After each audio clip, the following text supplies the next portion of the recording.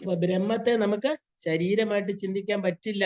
അതിനെയാണ് നമ്മൾ വിപരീത ഭാവന. നമ്മൾ ഇതുവരെ എന്താ വിചാരിച്ചു? നമ്മുടെ ശരീരമാണ് ശരിയെന്ന് വിചാരിച്ചു.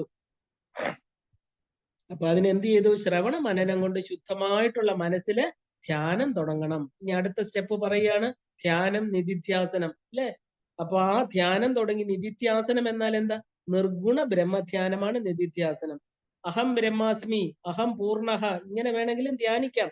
പക്ഷെ ആഗ്രഹങ്ങൾ വരുമ്പോ ആ എന്താ പറയാ, കർമ്മം ചെയ്യുന്ന എനിക്ക്, പൂർണ്ണനായ എനിക്ക്, അതെന്താ ഈ കർമ്മം ചെയ്യാൻ പറ്റുമോ? ഇല്ല. നമ്മുടെ ആത്മാവാണോ കർമ്മം ചെയ്യുന്നത്? അല്ല, ശരീരമാണ്, അല്ലെ? അപ്പൊ എനിക്ക് എന്തിനാണ്? കാരണം ഈ പറഞ്ഞ പോലെ കർമ്മം ചെയ്തേ പറ്റുള്ളൂ. ശരീരം ഇരിക്കുന്നിടത്തോളം കാലം കർമ്മം ചെയ്യണം. ചിലപ്പോ കാമ്യകർമ്മങ്ങൾ ചെയ്യേണ്ടി വരും. അതുകൊണ്ട് നമ്മൾ എന്ത് വേണം? നമുക്ക് എപ്പോഴും നമ്മൾ ബ്രഹ്മമാണോ എന്ന് വിചാരിച്ചുകൊണ്ട് ഇരിക്കാൻ ഈ പ്രപഞ്ചത്തിൽ പറ്റില്ല. അപ്പോ ആ കുറവില്ലാത്ത വസ്തു നമ്മുടെ കയ്യിൽ ഉണ്ട് എന്ന് അറിഞ്ഞോളണം. അതിനെ വിട്ടിട്ടല്ല കർമ്മം ചെയ്യേണ്ടത്. എന്താ? ഈ ഉറപ്പോടുകൂടി പൂർണ്ണമത പൂർണ്ണമിതം.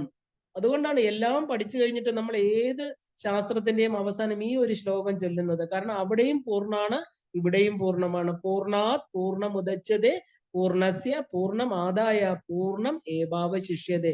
എത്ര എടുത്താലും പൂർണ്ണം പൂർണ്ണമായിട്ട് തന്നെ അവശേഷിക്കും. എന്തെങ്കിലും കുറവുണ്ടെന്ന് തോന്നുന്നെങ്കിൽ അത് ഞാൻ ആത്മസ്വരൂപം എന്നറിയാത്തത് കൊണ്ടാണ്. ശുദ്ധ സ്വരൂപം മനസ്സില്, ശുദ്ധ സ്വരൂപം മനസ്സിൽ തെളിയാത്തത് അഴുക്കുള്ളത് കൊണ്ടാണ്. ഞാൻ ശുദ്ധനാണ് എന്ന് പറഞ്ഞ് നമ്മൾ ഉറപ്പിക്കണം. എത്ര അഴുക്ക് അവിടെ ഇരുന്നോട്ടെ, ഇല്ലേ? മലത്രയങ്ങളെല്ലാം അവിടെ ഇരുന്നോട്ടെ, നമുക്കിത് പറഞ്ഞ് ഉറപ്പിക്കാമല്ലോ. ആ ഉറപ്പ് ദിവസവും ചെയ്യുമ്പോ നമ്മളിപ്പോ ചെടിയെ ഒന്ന് ലൂസായിട്ട് മണ്ണിൽ നട്ടുവെച്ചാൽ ചെടിയുടെ വേരിറങ്ങില്ല, അല്ലെ? അതിനെന്ത് ചെയ്യും? നല്ലവണ്ണം താഴ്ത്തി വെച്ചിട്ട് നല്ല കുറച്ച് ആഴത്തിൽ കുഴിയെടുത്തിട്ട് അതിനെ ചെടിയുടെ വേരുകളെ താഴോട്ട് വെച്ചിട്ട് മണ്ണിട്ട് ഉറപ്പിക്കും. ആ മണ്ണിട്ട് ഉറപ്പിക്കലാണ് നമ്മൾ വീണ്ടും വീണ്ടും വീണ്ടും പറയുക എന്ന് പറയുന്നത്.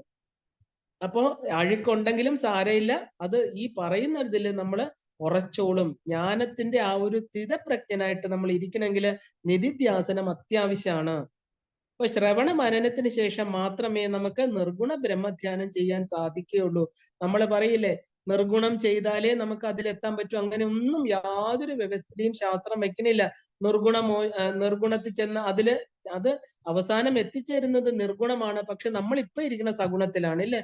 അപ്പൊ ആ സഗുണത്തെ വിട്ടിട്ട് നമുക്ക് പെട്ടെന്ന് നിർഗുണത്തിലോട്ട് പോകാൻ പറ്റില്ല. ഓക്കെ, നിർഗുണം അവിടെ ഇരുന്നോട്ടെ, ഉറപ്പായിട്ടും നമ്മൾ സഗുണത്തിലൂടെ നിർഗുണത്തിൽ എത്തിച്ചേരും. അപ്പൊ ഈ നിധിധ്യാസനം ജ്ഞാനം കൊണ്ട് ലഭിക്കാനായിട്ട്, കിട്ടിയ ജ്ഞാനത്തെ നിലനിർത്താന് ഇതെല്ലാം തന്നെ നിത്യ അനുഭവമായിരിക്കണം. ആത്മാവിൽ നമ്മൾ ശ്രദ്ധിക്കാനാണ് ഇതെല്ലാം ചെയ്യുന്നത്. കാരണം ഈ ആത്മാവിനെ ഇനി മറന്നു പോകരുത്. അത് നമ്മുടെ ഹൃദയ ഗുഹയിലുണ്ട്.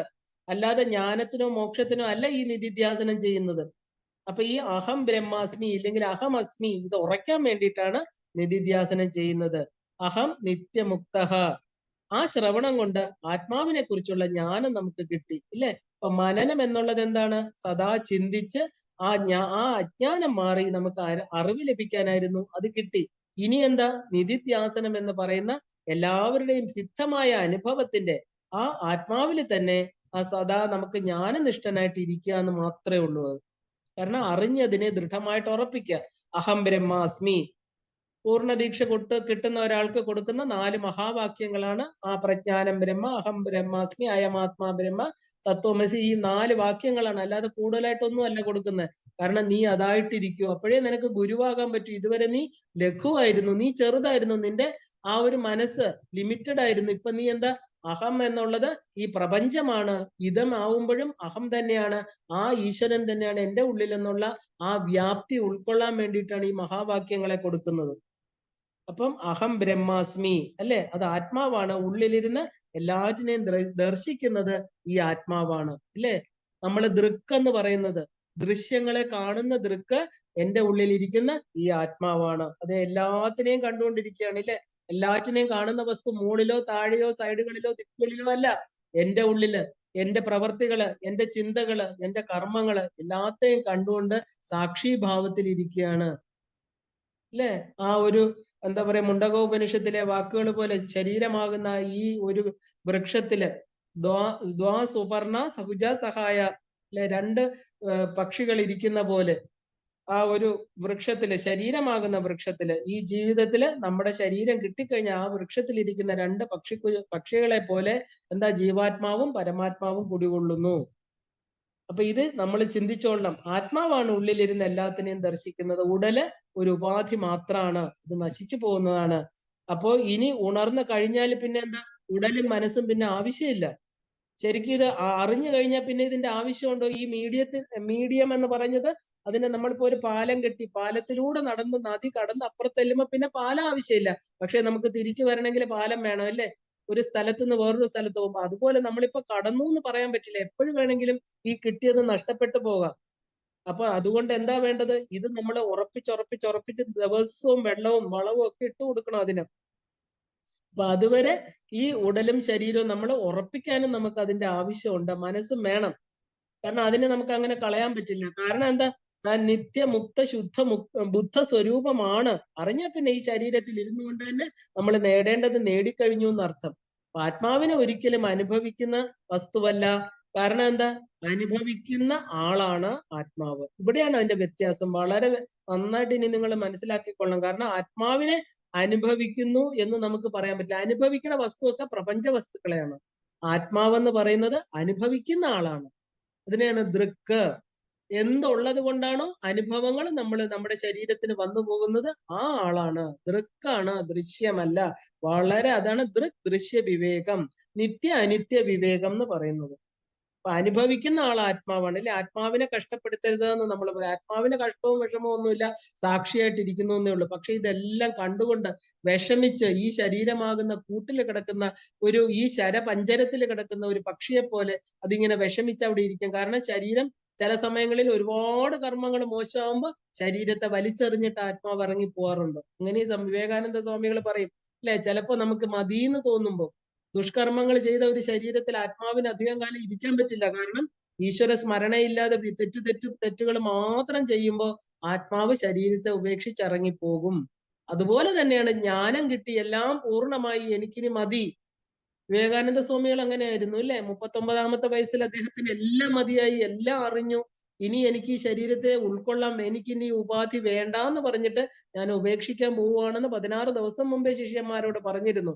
അതുപോലെ എല്ലാം അറിഞ്ഞു കഴിഞ്ഞാലും ആത്മാവിന് ഈ ശരീരത്തിൽ ഇരിക്കണമെന്ന് തോന്നാറില്ല. അപ്പൊ ശരീരത്തിന് ക്വിറ്റ് ചെയ്യാം, ഇറങ്ങിപ്പോവാം. അത് ആത്മാവിന്റെ ഇഷ്ടമാണ്, ഇത് ഈശ്വര ഇച്ഛയാണ്, നമ്മുടെ അല്ല. ഞാൻ ഇതുവരെ കരുതിക്കൊണ്ടിരുന്ന ശരീരം അല്ലതിപ്പോ, അല്ലെ? അപ്പൊ ആത്മാവിന് ഒരിക്കലും അനുഭവിക്കുന്ന വ്യക്തിയായിട്ട് നമ്മൾ കാണരുത്. അനുഭവിക്കാൻ കാരണമായിരിക്കുന്ന വ്യക്തി. പക്ഷെ അതിനകത്ത് നമ്മളിപ്പോ ഈശ്വരൻ എന്ന് പറയുന്ന നമ്മൾ പൂജാമുറി വൃത്തിയായിട്ട് വെക്കണു, ശുദ്ധമായിട്ട് വെക്കണു, ഏറ്റവും നല്ലത് ഈശ്വരന് കൊടുക്കുന്നു. അങ്ങനെ ഒരാളിനെ ഈ വൃത്തികെട്ട ശരീരത്തില് ഈ വൃത്തികെട്ട ചിന്തകളുടെ ഇടയിൽ കൊണ്ടിരുത്താമോ? നമ്മൾ ചിന്തിക്കേണ്ട കാര്യമാണ്. ശരീരമേ അഴുക്ക് പിടിച്ചത്, അല്ലെ?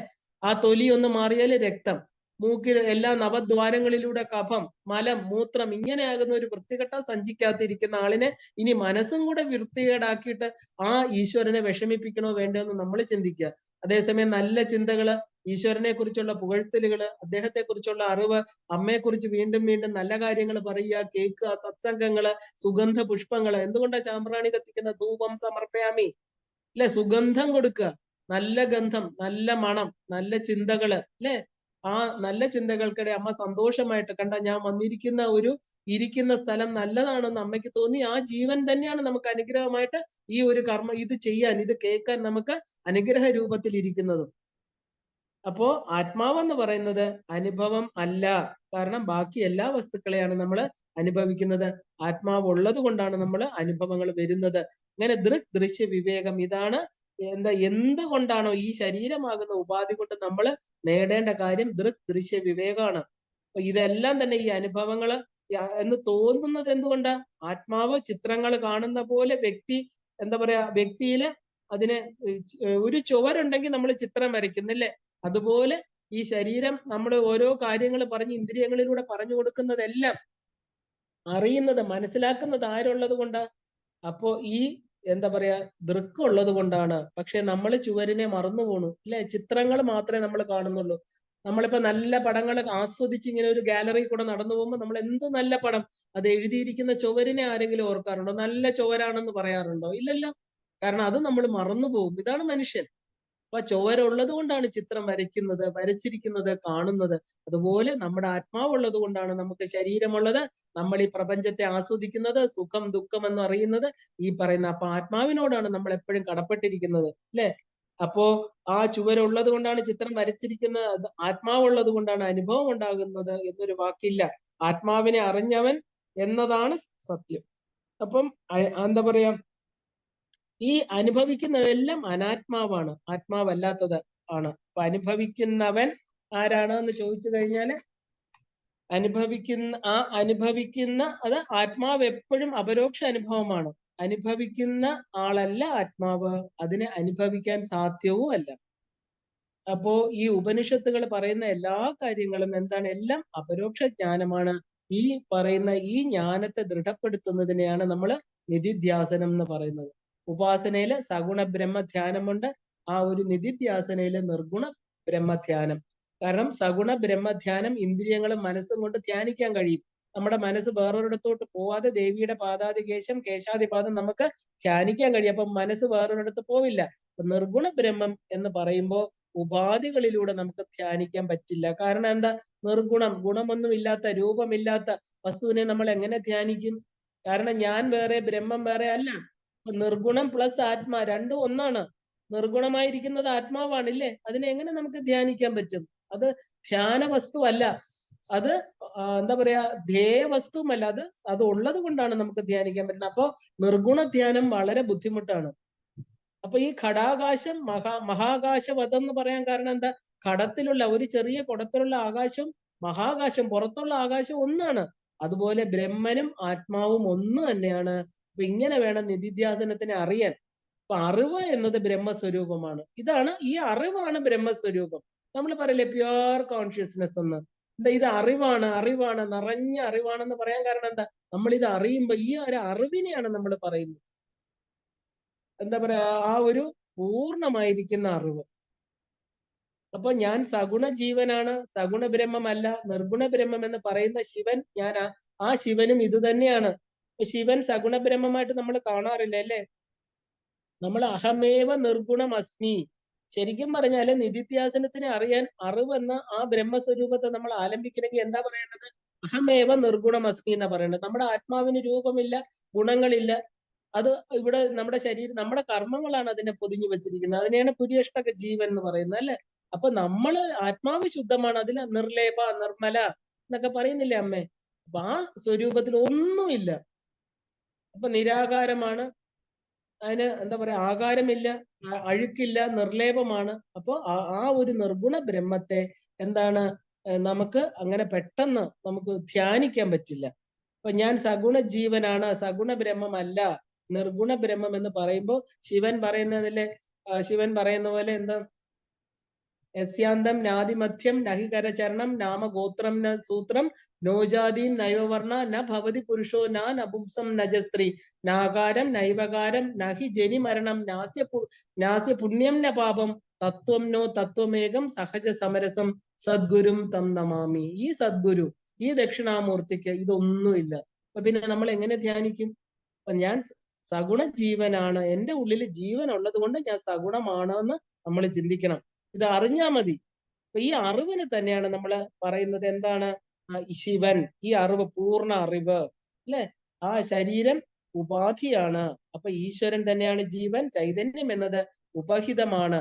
അപ്പൊ ഉപാധി ഭേദങ്ങൾ കാണപ്പെടുന്നത് ഉപഹിതത്തിൽ രണ്ടും ഒന്ന് തന്നെയാണ്. ആ ദേഹബുദ്ധ്യ ദാസോഹം ജീവബുദ്ധ്യ അംശോകം ആത്മബുദ്ധ്യ ത്വമേവാഹം. ഹനുമാൻ സ്വാമി പറഞ്ഞ പോലെ ഉപാധി ദൃഷ്ടിയ ഭേദമുണ്ടാകാം, ഉപഹിത ദൃഷ്ടിയ നമുക്ക് അഭേദങ്ങളൊന്നുമില്ല. ഇതാണ് നിധിധ്യാസനം എന്ന് പറയുന്നത്. ഇപ്പൊ നമ്മുടെ കർമ്മങ്ങളുടെ അവസാനത്തെ സ്റ്റേജിൽ നിധിധ്യാസനത്തിൽ എത്തി നിൽക്കുകയാണ്, അല്ലെ? അപ്പൊ അനുഭവങ്ങൾക്കല്ല, ആ ജ്ഞാനത്തെ നിഷ്ഠമാക്കാനാണ്. ഇതാണ് നമ്മുടെ ലക്ഷ്യം. അപ്പൊ നമുക്ക് അറിവ് കിട്ടിക്കഴിഞ്ഞു, ഇല്ലേ? അപ്പൊ ജ്ഞാനിയും അജ്ഞാനിയും ബ്രഹ്മസ്വരൂപം തന്നെയാണെന്ന് നമ്മൾ കണ്ടു. ജ്ഞാനി ഇത് അറിയണു, അജ്ഞാനി അറിയുന്നില്ല. ഇത് മാത്രമാണ് വ്യത്യാസം. ഇത് ക്രമമായിട്ട് ചെയ്താൽ സമാധിയിൽ ഉറപ്പായിട്ടും എത്തിച്ചേരും. ഇതാണ് സ്ഥിതപ്രജ്ഞാവസ്ഥ എന്ന് പറയുന്നത്. സ്ഥിതപ്രജ്ഞനാക്കും നമ്മൾ ഓരോരുത്തരെയും. സമാധി എന്ന് പറഞ്ഞാല് ചിന്മുദ്രയിൽ ഒരിടത്ത് ഇരിക്കുന്നതല്ല.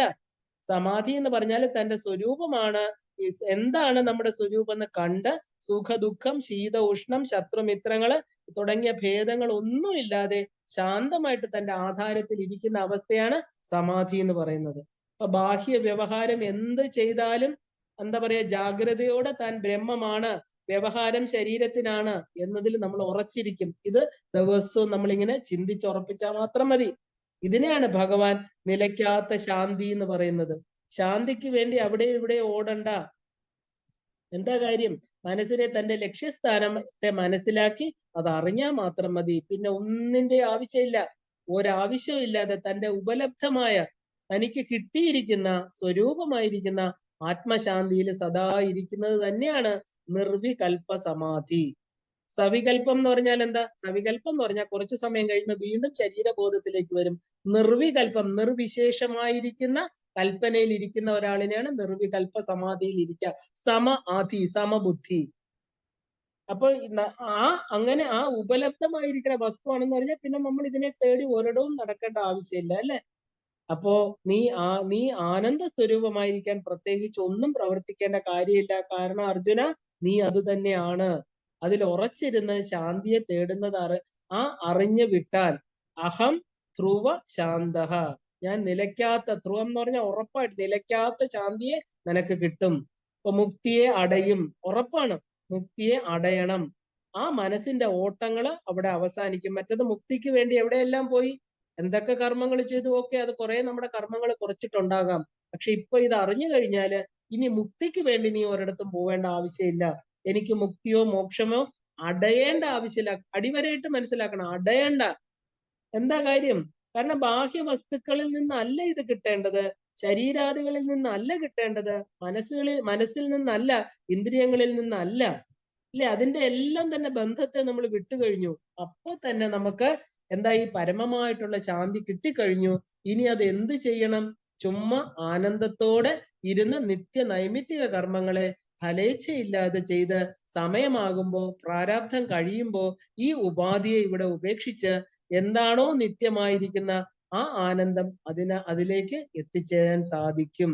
ബ്രഹ്മോസ്മി അഹമസ്മി ശിവോഹം ഭവാനി ഏവാഹമസ്മി. ഇനി ഒന്നും തേടണ്ട, നീ തന്നെ അത്. ഇതറിഞ്ഞ് ആ ഒരു തൃപ്തി, നിറവ്, ശാന്തി, ഇതിനെയാണ് സ്ഥിതിപ്രജ്ഞത്വം എന്ന് പറയുന്നത്. ഇതിലിരിക്കുക, വെറുതെ ഇരിക്കുക. രമണ മഹർഷി ഇത് മാത്രമാണ് പറയണത്, ചുമ്മാ ഇരി, ഒന്നും ചെയ്യണ്ട. ഇത് അറിഞ്ഞു കഴിഞ്ഞാല് ആ ഒരു ബൃഹദാരണ്യ ഉപനിഷത്തില് മൈത്രേയി എന്ന ഉപാസക, തന്റെ ഭാര്യയാണ്, ആജ്ഞവൽക്യന്റെ ഭാര്യയാണ്, അല്ലെ? ആ ആജ്ഞവൽക്യന്റെ ഭാര്യ മൈത്രേയി സദസ്സിൽ എണീറ്റ് നിന്ന് ചോദിച്ചു, എന്താണ് ബ്രഹ്മം? അത് എന്താണ്? അത് എങ്ങനെ നമുക്ക് മനസ്സിലാവും? ആജ്ഞവൽക്യ മഹർഷി പറഞ്ഞ ഉത്തരം എന്താ? വളരെ ഫേമസ് ആയിട്ടുള്ള, നമ്മൾ ഇതെന്നും പറയേണ്ട കാര്യമാണ്. അരേ, അരേ എന്ന് പറഞ്ഞാൽ അല്ലയോ എന്റെ ഭാര്യയെ, അല്ലെങ്കിൽ അല്ലയോ സ്ത്രീയെ എന്ന് വിളിക്കുന്ന അരേ. ആത്മാവ ദ്രഷ്ടവ്യ ശ്രോതവ്യ മന്തവ്യ നിദിധ്യാസ അവ്യഹ.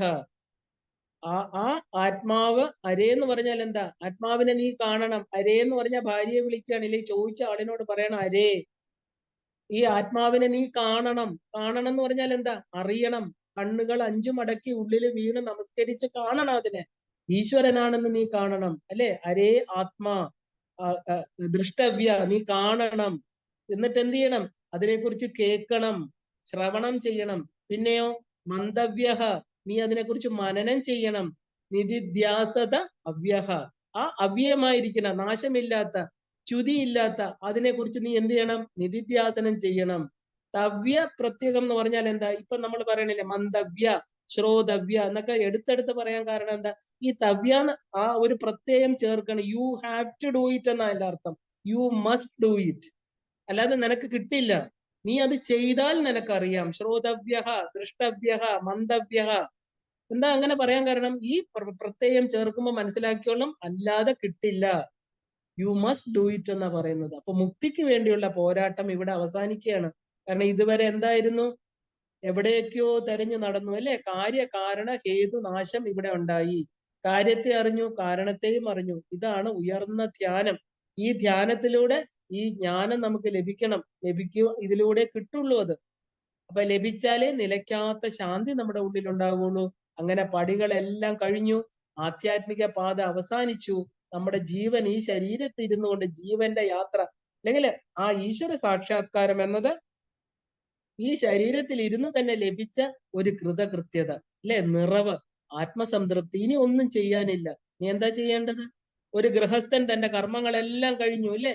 ഗൃഹസ്ഥാശ്രമത്തില് കല്യാണം കഴിഞ്ഞു, കുട്ടികളുണ്ടായി, കുട്ടികളെല്ലാം നന്നായി പഠിപ്പിച്ചു, അവരെല്ലാം അവർക്ക് എത്തിക്കേണ്ട കാര്യത്തിൽ എത്തിച്ചു, മാതാപിതാക്കളെ നന്നായിട്ട് പരിപാലിച്ചു, എല്ലാ കർമ്മങ്ങളും നന്നായിട്ട് ചെയ്തു കഴിഞ്ഞു. നമ്മൾ പറയാറുണ്ട്, ഞാൻ എല്ലാം ഭംഗിയായി ചെയ്തു, ഇനി എനിക്ക് ഒന്നും ചെയ്യാനില്ല. അതുപോലെ നമ്മുടെ ആധ്യാത്മിക യാത്രയില്, ആധ്യാത്മിക തലത്തില് തന്റെ സ്വരൂപത്തെ അറിയുന്നതാണ് ഏറ്റവും വലിയ യാത്ര. മോക്ഷത്തെ അറിഞ്ഞ് തനിക്കിനി ഒന്നും ചെയ്യാനില്ല, ശാന്തമായിട്ട് ഇരിക്കുന്നത് തന്നെയാണ് പൂർണ്ണത എന്നുള്ള ആ തലത്തിൽ എത്തിച്ചേരുക. ആത്മീക സാധനങ്ങൾ ചെയ്തു കഴിഞ്ഞ് കൃതകൃത്യരായിട്ട് ആ ടോട്ടൽ സാറ്റിസ്ഫാക്ഷൻ, ആ പരമ തൃപ്തിയിൽ നമ്മൾ വർത്തിക്കണം. ഇപ്പൊ മനസ്സിലെ വാസനകളെല്ലാം ഇല്ലാതായി ഒരു ധ്യാന യോഗം ഇതിന് പറയുന്നുണ്ട്. പതഞ്ജലി യോഗ സൂത്രത്തിൽ പറയണതാണ്. കാരണം നിധിധ്യാസനം ചെയ്താൽ മതി. ഈ മനസ്സ് വളരെ പ്രക്ഷുബ്ധമായിട്ടുള്ള ഏത് പ്രക്ഷുബ്ധ സമയത്തിലും നമ്മുടെ ഇഷ്ടദേവതയെ ധ്യാനിച്ചാൽ മതി, അല്ലെ? അപ്പൊ ആ ഒരു ബ്രഹ്മജ്ഞാന നിഷ്ഠനായിട്ടിരുന്നാലും മനുഷ്യന് വാസനാക്ഷയം എന്നുള്ള മനോനാശം വരാൻ കുറച്ച് ബുദ്ധിമുട്ടാണ്. പതുക്കെ പതുക്കെ മാത്രമേ മനസ്സില്ലാതായി തീരുള്ളൂ. അതിന് വാസനകളെല്ലാം നശിക്കണം, ഇല്ലേ? ആ വാസനകളെ നമ്മൾ ക്ഷയിപ്പിക്കണം, മനോവൃത്തികളെ ഇല്ലാതാക്കണം, ഉള്ള സാധനങ്ങൾ ചെയ്ത് അവസാനം മനസ്സ് നല്ല വാസനകൾ മാത്രമുള്ളതാണ്. ആരിലും നമുക്ക് ഒരു കുറ്റവും തെറ്റും പറയാനില്ല. അവനവന്റെ കർമ്മത്തിനും വാസനയ്ക്കും അനുസരിച്ച് പ്രവർത്തിക്കണം. ആരെയും നമ്മൾ ജഡ്ജ് ചെയ്യാനില്ല, ആരും നമ്മളെ ജഡ്ജ് ചെയ്യണ്ട. നമ്മുടെ സാധന, നമ്മുടെ ആത്മാവിന്റെ തലം എവിടെ നിൽക്കുന്നു എന്നുള്ളത് നമുക്ക് മാത്രമേ അറിയാവൂ. ആർക്കാണോ ഈ പൂർണ്ണമായിട്ടുള്ള തൃപ്തി, അകത്ത് നിറഞ്ഞ ഒരു സുഖം കിട്ടുന്നത്, അവന് പിന്നെ ഒന്നും ആരോടും പറയാനോ പഠിപ്പിക്കാനോ ഒന്നും ചെയ്യില്ല, ഇല്ലേ? മനസ്സ് സത്യമല്ല, മനസ്സിനെ മനോനാശം ആർക്കും ഒരിക്കലും ശരീരം ഉള്ളിടത്തോളം കാലം സാധ്യമല്ല. അപ്പൊ മനസ്സ് ഇങ്ങനെ ഒരു കുരങ്ങനാണ്. അവൻ പല കർമ്മങ്ങൾ നമ്മുടെ വാസനയ്ക്കനുസരിച്ച് വീണ്ടും വീണ്ടും നമ്മളിൽ ഓരോന്ന് പ്രൊജക്ട് ചെയ്യും എന്നറിഞ്ഞോണം. അപ്പൊ മനസ്സിന്റെ കളികളെല്ലാം തന്നെ എന്ത് ചെയ്യണം? നമ്മുടെ ആ ധ്യാന ആ ഒരു പീരീഡിൽ നമ്മുടെ ഉള്ളിലിരിക്കുന്ന ഈശ്വരനും ഞാനുമായിട്ടുള്ള അതിനകത്ത് ആ ഒരു ടെറിട്ടറിക്കകത്തോട്ട് പ്രവേശനം കൊടുക്കരുത്. മോശം ചിന്തകൾ വന്നാൽ ഉടനെ തന്നെ അത് മാറ്റിക്കൊള്ളണം. കാരണം ഇപ്പൊ നമുക്കറിയാം, അല്ലെ? ജാഗ്രതയായിട്ടിരിക്കുകയാണ്. അപ്പൊ അതിനുള്ള മനസ്സ്, ആ മനസ്സ് പതുക്കെ പതുക്കെ ഇങ്ങനെ അതിൽ നിന്നെല്ലാം തുടങ്ങുമ്പോ തന്നെ ഒരു മോശം ചിന്ത കൊണ്ടുവരുമ്പോ തന്നെ മനസ്സിന്റെ കളി മനസ്സിലാക്കി അവിടെ നിർത്തുക, അല്ലെ? നമ്മളിപ്പോ പറയില്ലേ, ചിലര് അവരുടെ സ്വഭാവം മനസ്സിലാക്കി ഒരു പരിധിക്ക് അപ്പുറം നിർത്തുക. അതുപോലെ മനസ്സിന്റെ സ്വഭാവം മനസ്സിലാക്കി ഇത് കൊണ്ടുവരുന്നത് എന്താണെന്ന് നമുക്കിപ്പോ അറിയാം. ബി അലേർട്ടായിട്ടിരിക്കുക. അതുകൊണ്ടാണ് ശ്വാനനിദ്ര എന്നൊക്കെ പറയുന്നത്. നമ്മൾ ഏത് ഉറക്കത്തിലും നല്ല അലേർട്ടായിട്ടിരിക്കുക, എപ്പോഴും സച്ചിന്തകള്, നല്ല കർമ്മങ്ങള്, നല്ല വാസനകള്, അല്ലെ? അപ്പൊ ജീവൻ മുക്തി കിട്ടിയില്ല എന്നൊന്നും പറഞ്ഞ് നമ്മൾ ഇനി വിഷമിക്കേണ്ട ആവശ്യമില്ല. കാരണം ഗൗഡപാദർ ആ അമനീഭാവഹ എന്നൊരു സ്ഥിതി പറയുന്നുണ്ട്. കാരണം അത് ശരിക്കും സുഷുപ്തിയിൽ സംഭവിക്കുക എന്നുണ്ട്. നമ്മൾ പൂർണ്ണമായിട്ട് ഉറക്കത്തിൽ ഇരിക്കുമ്പോൾ നമ്മൾ ഈശ്വരനുമായിട്ട് ചേർന്നായിരിക്കുന്നത്. അവിടെ നമുക്ക് രാഗദ്വേഷങ്ങളില്ല, അല്ലെ? അവിടെ മനസ്സില്ല. മനോനാശം സംഭവിച്ചെങ്കിൽ മാത്രമേ നമുക്ക് നിർഗുണ ധ്യാനത്തിൽ ഇരിക്കാൻ പറ്റൂ. മനസ്സ് എത്ര പറഞ്ഞാലും നമുക്ക് പിടിച്ചു കെട്ടാൻ പറ്റില്ല. അതൊരു ഊർജമാണ്. മനസ്സിനെ ആരും കണ്ടിട്ടില്ല, അതിനെ പിടിക്കാൻ പറ്റില്ല. നമുക്കിങ്ങനെ അറിഞ്ഞറിഞ്ഞ് അതിനെ കുറച്ച് നിന്ന് വിട്ട് വിട്ട് വരാനേ പറ്റുള്ളൂ, അല്ലെ? കംപ്ലീറ്റ് മനോനാശം ശരീരം ഉള്ളിടത്തോളം കാലം പറ്റില്ല. എങ്കിൽ പിന്നെ നമുക്ക് ഈശ്വരനെ ധ്യാനിക്കാനും പറ്റില്ല, അല്ലെ? അജ്ഞാനനാശം മാത്രം മതി നമുക്ക്. മനസ്സ് മിഥ്യയാണെന്ന് അറിഞ്ഞാൽ മാത്രം മതി, അല്ലെ? അതിനെയാണ് നമ്മളെ മനോനാശം എന്ന് പറയുന്നത്. മനസ്സ് ഒരു മിഥ്യയാണ്. അപ്പൊ മനസ്സും ഈശ്വര സൃഷ്ടി തന്നെയാണ്. മനസ്സ് മായ. ഇനിയിപ്പോ അതുകൊണ്ടാണ് ഭുവനേശ്വരി തത്വം, ഭുവനേശ്വരി മഹിമ ഇതിന്റെ കൂടെ മായ എന്ന് പറയുന്നത് അമ്മയാണ് എന്ന് നമ്മൾ മനസ്സിലാക്കണം. മായ തത്വം അമ്മയാണ്. കാരണം നമ്മുടെ 36 തത്വങ്ങളില് മായ വരുന്നത്, മായ, നിയതി, കാലം, ഇതെല്ലാം വരുമ്പോ മായ ഭഗവാന്റെ, നമ്മുടെ ഈ പറയുന്ന അവിദ്യ മായയല്ല, അത് ജ്ഞാനം തരുന്ന മായയായിട്ട് മാറ്റണം നമ്മള്. ഈശ്വരന്റെ സൃഷ്ടിയാ മായയും. അപ്പൊ അത് ആ മായയിൽ നിന്ന് വരുന്നതാ മനസ്സ്. അപ്പം അത് മനനം ചെയ്ത് വേണം നമ്മൾ ഇല്ലാതാക്കാൻ. അല്ല നമുക്ക് ഒരു ഒറ്റയടിക്ക് ഈശ്വര സൃഷ്ടികളെ മനുഷ്യൻ എങ്ങനെയാ ഇല്ലാതാക്കാൻ പറ്റുക? അപ്പൊ മനസ്സ് ഇതാണെന്ന് അറിഞ്ഞ് അതിൽ നിന്ന് മാറിക്കോളുക. അപ്പൊ അത് മനുഷ്യൻ എന്താ പറയാ, ആ എന്താ പറയാ, അതിൽ ഇരുന്നു കൊണ്ട്, ശരിക്കും പറഞ്ഞാൽ അത് ആഴത്തിലുള്ളതാണ് ഈ മനസ്സ്. അതിനെ നമുക്ക് അങ്ങനെ എന്താ പറയാ, എല്ലാ മനുഷ്യരിലും ഉണ്ട് ആ മനസ്സ്. ആഴത്തിൽ നമ്മുടെ ഉള്ളിലുണ്ടത്. പിണ്ഡം, ബ്രഹ്മാണ്ടവും പിണ്ഡാണ്ടവും. വിശ്വ മനസ്സ് എന്ന് പറയുന്നത് എന്താ? ഈ വിശ്വ മനസ്സിന്റെ ഇഷ്ടമാണ് ഈ നടക്കുന്ന പ്രകൃതിയിൽ നടക്കുന്നതെല്ലാം. സൂര്യനും ചന്ദ്രനും ഇപ്പൊ ദാ മഴ പെയ്യുന്നു. എന്താ കാര്യം? വിശ്വ മനസ്സാണ്. അതുകൊണ്ട് വിശ്വ മനസാക്ഷിയെ ഞെട്ടിപ്പിച്ചുകൊണ്ടെന്നൊക്കെ നമ്മൾ പറയില്ലേ, വിശ്വമാതൃത്വം പോലെ ഉള്ളതാണ് വിശ്വ മനസ്സ്. അതിൽ നിന്ന് നമുക്ക് വന്നതാണ്. എവിടെയാണോ പ്രാണനുള്ളത് അവിടെ മനസ്സുണ്ട്. മനസ്സും പ്രാണനെയും നമ്മൾ ചേർത്താ പറയുന്നത്, അല്ലെ? അപ്പൊ മനസ്സ് പ്രാണനിൽ ലയിക്കുക, പ്രാണൻ ജീവനിൽ ലയിക്കുക, ജീവൻ ഇതെല്ലാം കൂടെ ചേർത്തിട്ടാണ് ശരീരം വിട്ടു പോവുക. അപ്പൊ മനസ്സിനെ നമുക്ക് കംപ്ലീറ്റ് ഇല്ലാതാക്കാൻ പറ്റില്ല. മനസ്സ് ഉറക്കത്തിലാവുമ്പോ ലയമാകും. പൂർണ്ണ സുഷുപ്തിയിൽ അത് ലയമാകും. പ്രപഞ്ചത്തിന് പ്രളയം വരുമ്പോ എങ്ങനെയാണോ പ്രപഞ്ചം ഇല്ലാതാകുന്നത്, അത് നമുക്ക് ഇല്ലാന്നപ്പോ തോന്നും. കുറെ കാലം ഇവിടെ സൃഷ്ടി സ്ഥിതി സംഹാരങ്ങൾ ഒന്നും കാണില്ല. ആത്യന്തികമായിട്ട് പ്രളയം വരുമ്പോ എന്താണ്? അതെല്ലാം ഭഗവാന്റെ ഉള്ളില് ഈ പറഞ്ഞ വസ്തുക്കളെല്ലാം തന്നെ സൂക്ഷ്മ രൂപത്തിൽ ഭഗവാന്റെ ഉള്ളിൽ ഉണ്ടാകും. പിന്നെ വീണ്ടും എന്താ പറയാ, കാലത്തിലൂടെ വീണ്ടും സൃഷ്ടി വരുമ്പോ ഇതെല്ലാം പുറത്തു വരും. അപ്പൊ നമുക്ക് കംപ്ലീറ്റ് ഇല്ലാതാക്കുക ഒന്നും ഇല്ല എന്നല്ല, അത് കുറച്ചു സമയത്തേക്ക് പ്രകടമാകുന്നില്ല എന്ന് മാത്രമേ പറയാൻ പറ്റൂ. അപ്പൊ മിഥ്യ എന്നാല് അസത്യമല്ല. നമ്മൾ ഈ പ്രകൃതി മിഥ്യയാണെന്ന് പറയാൻ പറ്റില്ല. അസത്യമല്ല, ഉണ്ട്. അറിവ് കൊണ്ട്. കാരണം നമ്മൾ ഇവിടെ പെർമനന്റ് അല്ല. മിഥ്യ എന്ന് പറയുന്നത് ഉണ്ടായി നിലനിന്ന് ഇല്ലാതാകുന്നു. അതുകൊണ്ട് അതില്ല. ഇന്ന് കാണാം, നാളെ കാണുന്നില്ല. അതുകൊണ്ട് നമ്മൾ മിഥ്യാധാരണകള് അത് എന്നും ഉണ്ടാകുന്നു നമ്മൾ വിചാരിക്കേണ്ട. ഇത് അറിവ് കൊണ്ട് ഇല്ലാതാകുന്നതാണ് മിഥ്യ. അപ്പൊ സൂര്യ ഉദയം സൂര്യാസ്തമനം എന്ന് നമ്മൾ പറയുന്നത് എന്താ? സൂര്യൻ ഉദിച്ചിട്ട് എന്താ ആ ഒരു ഇങ്ങനെ കറങ്ങി പടിഞ്ഞാറ് വരുന്നുണ്ടോ? ഈസ്റ്റ് ആൻഡ് വെസ്റ്റ് എന്ന് പറയുന്നത് എന്താ? സൂര്യനല്ല കറങ്ങുന്നത്. സൂര്യൻ ഉദിച്ച ഒരു സ്ഥലത്ത് നിൽക്കുക. ഭൂമി അതിന്റെ അച്ചുതണ്ടിൽ കറങ്ങുന്നത് കൊണ്ട് രാവും പകലും ഉണ്ടാവണം. നമുക്കിത് ആർക്കെങ്കിലും, സാധാരണ ഒരു വ്യക്തിക്ക് ഇത് അറിയില്ല. അവർ പറയണു സൂര്യൻ ഇങ്ങനെ കറങ്ങി പടിഞ്ഞാറേ ചക്രവാളത്തിൽ വന്ന് കടലിന്റെ അടിയിൽ പോകുന്നു. ഇതാണ് സാധാരണ പറയുന്നത്. നമ്മൾ ബുദ്ധി കൊണ്ട് ചിന്തിച്ചപ്പോ എന്താ? സൂര്യൻ അവിടെ വെറുതെ നിൽക്കുന്നേ ഉള്ളൂ. ഭൂമിയാണ് അതിന്റെ അച്ചുതണ്ടില് കറങ്ങുന്നത്. ആ കറക്കുന്ന ശക്തി, ആ സൂര്യനെ ഉദിപ്പിക്കുന്ന ശക്തി, രാത്രി ചന്ദ്രനെ കൊണ്ടുവരുന്ന ശക്തി, ഈ ശക്തി തന്നെയാണ് നമ്മള് ആ പ്രകൃതി ശക്തി എന്ന് പറയുന്ന ആ ലളിത മഹാത്രിപുര സുന്ദരി. ആ ശക്തി തന്നെ നമ്മുടെ ഉള്ളില് കുണ്ടലിനി എന്ന് പറയുന്ന രീതിയിൽ ആ ഒരു തടില്ലതാ സമരുചി ഷഡ്ചക്രോപരി സംസ്ഥിത, ആ ഷഡ്ചക്രങ്ങൾക്ക് മേളിലുള്ള ശിവനുമായിട്ട് ആ സാക്ഷിഭാവമായിട്ടിരിക്കുന്ന ആ എനർജി, ഈ ശക്തി, ഈ പറയുന്ന കുണ്ടലിനി എവിടുന്നാ വന്നത്? ശിവന്റെ ഉള്ളിൽ നിന്ന്, അല്ലെ? ആ ഇടയ്ക്ക് എല്ലാ സമയവും നമ്മുടെ ഈ മഹി മൂലാധാരയിൽ പറയുന്നുണ്ട്, ഒരു ദിവസം 72,000 ശ്വാസം എടുക്കുമ്പോഴും ഈ കുണ്ടലിനി മൂലാധാരത്തിൽ നിന്ന് പതി എവിടെയാ ഇരിക്കുന്നത്? സഹസ്രാരത്തില് തന്റെ ഭർത്താവ് ഇരിക്കുന്ന സ്ഥലത്ത് നിന്ന് രഹസ്യ, ആരും അറിയാതെ വിഹരസേ, വിഹരിക്കുക. അമ്മ എപ്പോഴും ചെന്ന് അച്ഛനുമായിട്ട് ചേർന്നിരിക്കുന്നു. ശിവശക്തി ഐക്യരൂപിണി ലളിതാംബിക എന്ന് നമ്മൾ പറയുന്നു. അപ്പൊ നമ്മുടെ അറിവെന്ന് പറയുന്നത് നമുക്ക് പലതും അത് സത്യമായിട്ടുള്ള അറിവല്ല. അത് അറിഞ്ഞറിഞ്ഞ് വരുമ്പോ ഇതാണ് സത്യം എന്ന് നമുക്ക് മനസ്സിലാവുന്നു, അല്ലെ? ഉദയാസ്തമനം മിഥ്യയായിട്ട് തീർന്നില്ലേ? ഉദയവും അസ്തമയവും ഉണ്ടോ? ഇല്ല. അത് വെറും ഒരു തോന്നലാണ്. അതുപോലെ മനസ്സ് മിഥ്യ. അപ്പൊ ചിലര് ചിലർക്ക് ഇത് പ്രാക്ടിക്കൽ പ്രോബ്ലംസ് ഉണ്ടാക്കും. മനസ്സുണ്ടെങ്കിൽ ചിലർക്ക് സാധന ചെയ്യണമെന്ന് പറഞ്ഞുകൊണ്ടേയിരിക്കും. എനിക്ക് സാധന അത് ചെയ്യണം, ഇത് ചെയ്യണം, അല്ലെ? മനസ്സ് ശരിയാക്കണം, അല്ലെ? എന്റെ സാധന ചെയ്ത് എന്റെ മനസ്സിനെ ഞാൻ ശരിയാക്കട്ടെ. അതൊക്കെ വെറും കൽപ്പനകളാണ്. സാധന ചെയ്യുമ്പോൾ മനസ്സിന്റെ ചഞ്ചലത, അറിവ് കൊണ്ട് മനസ്സ് അടങ്ങും. വലിയ വലിയ തിരമാലകൾ സമുദ്രത്തിൽ വന്നുകൊണ്ടിരുന്നത് പതുക്കെ പതുക്കെ പതുക്കെ അത് താഴാൻ തുടങ്ങും.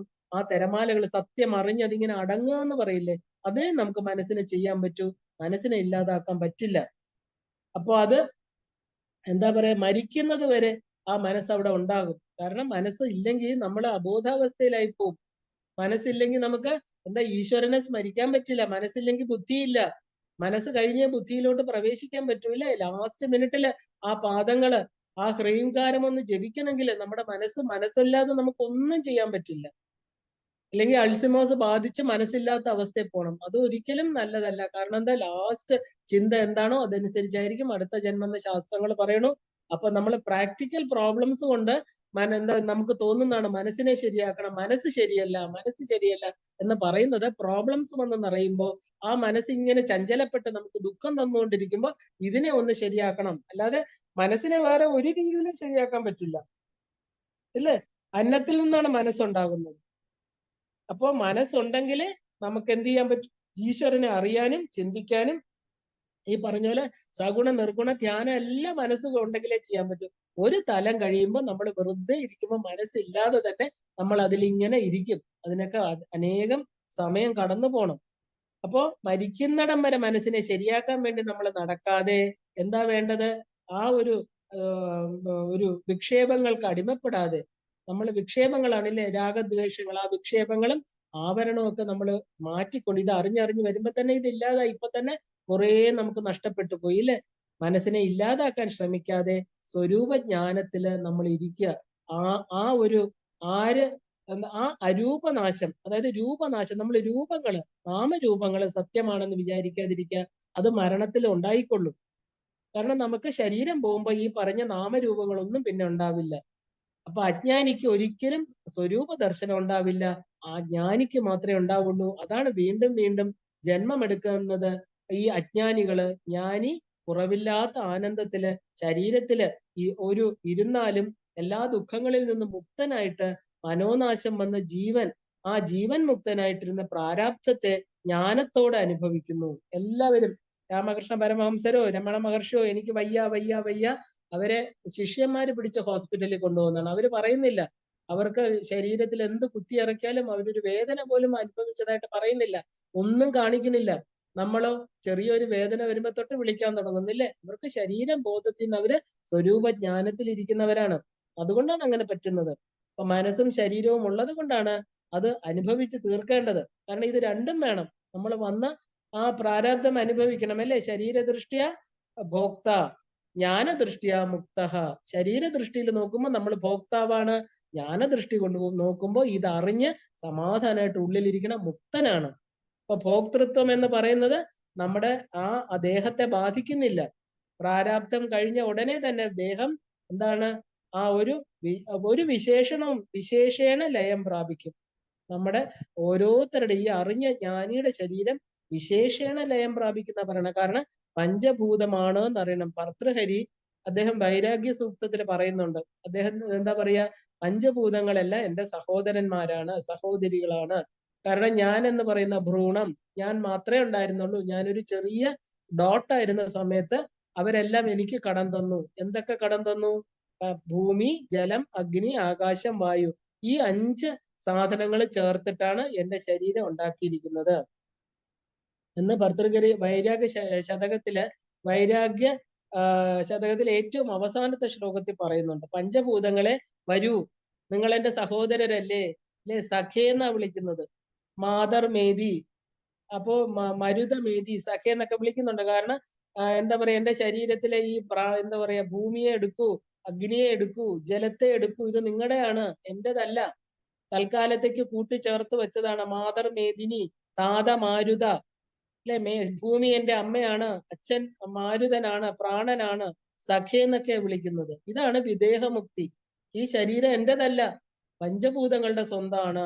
അപ്പൊ അവർക്കെല്ലാം കൊടുക്കുകയാണ് വിളിച്ചിട്ട്, വരൂ വന്നെടുത്തോളൂ, ഞാനിതാ പോണു, എന്റെ കൂട് വിട്ടിട്ട്, ഈ ദേഹം വിട്ട് എന്റെ ദേഹി എന്താ പറയാ, എന്റെ എന്താ പറയാ, എനിക്ക് ലയിക്കേണ്ട സ്ഥാനത്തേക്ക് ഒരിടത്തും എനിക്ക് പോകാനില്ല. ആ ആത്മജ്ഞാനമാകുന്ന അറിവിലേക്ക് ഞാനിതാ പോവാണ്. ഉപാധിയാകുന്ന ശരീരം മനസ്സില്ലാതെ സച്ചിദാനന്ദ സ്വരൂപിയായിട്ട് തീർന്നു. അപ്പോ ആദി അന്തമില്ലാത്ത അനന്തമായിരിക്കുന്ന ഒരു ആനന്ദ സാഗരത്തില് അതായി തീരട്ടെ. അപ്പൊ വാസനാ വിഷയം സഗുണ ധ്യാനത്തിൽ തന്നെ വന്നു ചേരും. അത് അങ്ങനെ ഉപാസന എന്താ പറയാ, ഉപസംഹാരമായിട്ട് നമ്മൾ പറയണ എന്താ, സഗുണ ബ്രഹ്മധ്യാനം വേണം. അത് ലളിത ത്രിപുര സുന്ദരി ആണെങ്കിൽ തീർച്ചയായിട്ടും ചെയ്യാം നമുക്ക്.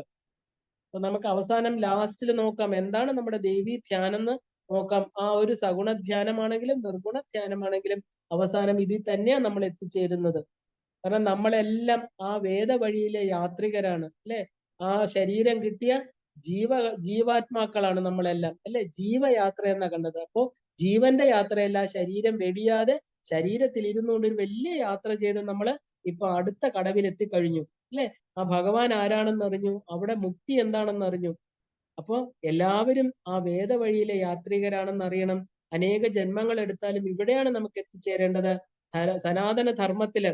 അപ്പോ ആ വർണ്ണാശ്രമ ധർമ്മത്തിൽ ജനിക്കുന്നവര് ആനന്ദ പദവിയായിരിക്കണം, മോക്ഷ പദവിയെ അടയുന്നതിനായിട്ട് എല്ലാ ഗുരുക്കന്മാരും നമ്മളെ അനുഗ്രഹിക്കണം. എല്ലാവരുടെയും അനുഗ്രഹം വേണം.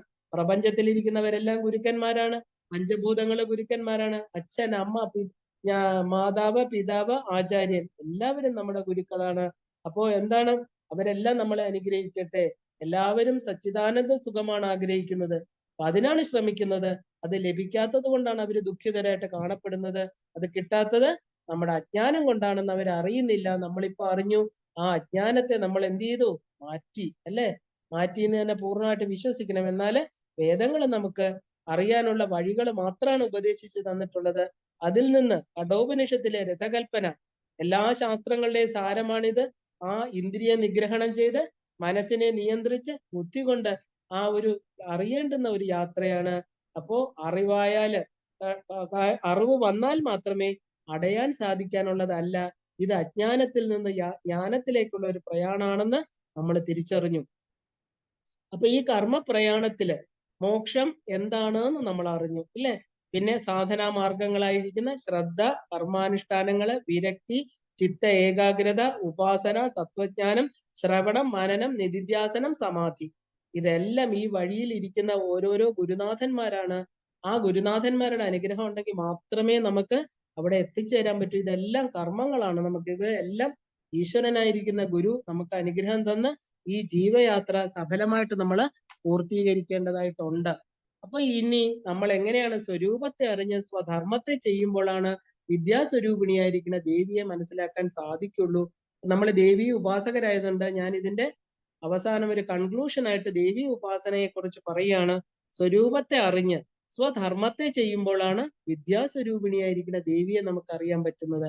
അത് അറിയാനുള്ള മാർഗം കൂടിയാണ് ദേവി ഉപാസന. കർമ്മം ചെയ്യുന്നതും ചെയ്യിപ്പിക്കുന്നതും ഒരാൾ തന്നെയാണ്. ആ സത്യത്തെ നമ്മൾ അറിയാനുള്ള വഴി. ഇപ്പൊ മുക്തി എന്നത് നേടിയെടുക്കാനുള്ളത് ഒന്നല്ല, അത് നമ്മുടെ ഉള്ളിൽ തന്നെ ഉള്ളതാണ് എന്നുള്ള ബോധം. തപസ് എന്നത് ഗുഹയിലോ കാട്ടിലോ പോയി ഇരിക്കലല്ല, ഞാൻ എവിടെ നിന്ന് വന്നു എന്നറിഞ്ഞ് ശുദ്ധമായ ഇരിക്കുന്ന ആ സ്രോതസ്സിനെ തപസ്സികൾ അറിയുകയാണ് ചെയ്യുന്നത്. തപസ് എന്നത് ആ മൂലത്തിൽ, മൂലപ്രകൃതി അവ്യക്ത വ്യക്താവ്യക്ത സ്വരൂപിണ്യേ നമ, ആ മൂലത്തിൽ അടങ്ങണം. തപസ് എന്ന് പറയുന്നത് അതാണ്. ശ്രീമാത എന്ന് തുടങ്ങി ശിവശക്തി ഐക്യരൂപിണി എന്നുള്ള അവസാനിക്കുന്ന സഹസ്രനാമത്തിലൂടെ അമ്മയിലൂടെ നമ്മൾ അച്ഛനെയാണ് അറിയാൻ ശ്രമിക്കുന്നത്. അതാണ് നമ്മൾ ചെയ്യുന്നത്. അപ്പോ ശിവയിലൂടെ ശിവസായുജ്യം, നാദം, ബിന്ദു, കല ഇവയില് ആ ബിന്ദുസ്ഥാനത്തിരിക്കുന്ന ഞാൻ എന്ന ഭാവത്തെ നശിപ്പിച്ചുകൊണ്ട് ശിവസായുജ്യം നേടാനുള്ള മാർഗമാണ് ഇത്. ഉറങ്ങുമ്പോഴും എണീക്കുമ്പോഴും സ്മൃതിയിലും ബുദ്ധിയിലും എല്ലാത്തിലും കാരണഭൂതമായിരിക്കുന്ന ദേവി തന്നെയാണ് എന്ന് നമ്മൾ അറിയണം. അറിയാല്ല, അത് ഉറപ്പാണ്. അത് തന്നെയാണ് സത്യം എന്ന് അറിയുക. നമ്മൾ കാണുന്ന പ്രപഞ്ചം ദേവിയുടെ പ്രത്യക്ഷ സ്വരൂപമാണ്. സാധന എന്നത് ചിത്തശുദ്ധിക്കാണ് നമ്മൾ ചെയ്യുന്നത്. ഇവിടെ വേണ്ടത് എന്തിനെയാണോ നാം ആശ്രയിക്കുന്നത് ആ ശക്തിയിലുള്ള ശരണാഗതിയാണ് നമുക്ക് വേണ്ടത്. എനിക്ക് മുക്തിക്കുള്ള ആഗ്രഹമില്ല, സ്വത്ത് സമ്പാദിക്കണം എന്നുള്ള ആഗ്രഹമില്ല, അറിവ് നേടണം എന്നുള്ള ആഗ്രഹമില്ല, സ്ത്രീ സുഖമോ പുരുഷ സുഖമോ അനുഭവിക്കണം എന്നുള്ള ആഗ്രഹമില്ല. ഞാനിനി ജനിക്കേണ്ടി വന്നാലും കുഴപ്പമില്ല. എന്റെ മൂലസ്ഥാനമായിരിക്കുന്ന എന്റെ അച്ഛനും അമ്മയും ബന്ധുവും എല്ലാമായിരിക്കുന്ന ആ ശക്തിയെ ആശ്രയിച്ചുകൊണ്ട് ആ പേര് ജപിച്ചുകൊണ്ട് ആനന്ദമയ്യായിട്ട് ഞാൻ ഇരുന്നുകൊള്ളാം അമ്മ. ഇതാണ് ദേവി ഉപാസന. ദേവിയെ മാത്രം അമ്മയുടെ കയ്യിൽ പിടിച്ച്, അല്ലെ, ആ നമ്മൾ നടക്കുന്നത് പകരം ജീവിതത്തിൽ എന്ത് സംഭവിച്ചാലും ആ അമ്മയുടെ കൂടെ നടക്കുകയാണെങ്കിൽ ആ അമ്മയുടെ ഇച്ഛ തന്നെയാണ് എന്നെ സ്വീകരിച്ച് അമ്മയുടെ കയ്യിലേക്ക് സ്വയം അർപ്പിക്കുകയാണ്. ഇതാണ് ശരണാഗതി. ഇപ്പൊ ലളിത ഉപാസകരായിട്ടുള്ള നമ്മൾ എല്ലാവരും ഈ ശരണാഗതിയാണ് ചെയ്യേണ്ടത്. ജീവിതത്തിൽ എന്തും സംഭവിച്ചോട്ടെ, അമ്മയുടെ ഇച്ഛയാണ് എനിക്ക് വേണ്ടത്. കാരണം അമ്മയുടെ ഇച്ഛ എന്ന് പറഞ്ഞാൽ എന്താ? അമ്മയിലേക്ക് ചെന്ന് ചേരുക, അമ്മയുടെ കൈ പിടിക്കുക. ആ അമ്മയുടെ കയ്യിൽ പിടിച്ച് സ്വയം ആ ഞാനെന്നുള്ള ആ വ്യക്തി, ശരീരമല്ല, മനസ്സല്ല, ബുദ്ധിയല്ല എന്ന് മാറ്റി ആ വ്യക്തി സ്വരൂപത്തെ മാറ്റിക്കൊണ്ട് നമ്മുടെ ആത്മാവായിരിക്കുന്നത് അമ്മ തന്നെയാണ് എന്നുള്ള ആ ഒരു ദൃഢമായിട്ടുള്ള ഉറപ്പില് സന്തോഷത്തോടു കൂടി സമാധാനമായിട്ട് ജീവിതത്തെ ഇനിയുള്ള ബാക്കി കാലം നമ്മൾ ചെലവഴിക്കുക. ഒന്നിനും വേണ്ടി കലഹിക്കേണ്ട, ഒന്നിനും വേണ്ടി തേടി നടക്കേണ്ട. ആത്മാർത്ഥമായിട്ട്, ആത്മാർത്ഥം എന്ന് പറഞ്ഞാൽ എന്താ? ആത്മാവിനെ അർത്ഥമാക്കിക്കൊണ്ട്, ആത്മാവ് ഇതിന് സാക്ഷിയാണെന്ന് അറിഞ്ഞുകൊണ്ട് കർമ്മങ്ങൾ ചെയ്ത് എല്ലാം ശരണാഗതി ചെയ്ത് ആ മഹാശക്തിയുടെ കാൽക്കൽ ഇരിക്കുക. അതിന് മഹാഭാഗ്യം കിട്ടിയ നമ്മൾ ഓരോരുത്തരെയും നമ്മളെ ഭഗവതിയും ഗുരുപരമ്പരയും അനുഗ്രഹിക്കട്ടെ. നമ്മുടെ ജീവയാത്ര ഇന്നിവിടെ പരിപൂർണമാവുകയാണ്. എല്ലാവർക്കും ദേവിയുടെ പൂർണ്ണ അനുഗ്രഹം ഉണ്ടാകട്ടെ എന്ന് പറഞ്ഞുകൊണ്ട് ഇവിടെ നിർത്തുകയാണ്. ശ്രീമാത്രേ നമഃ.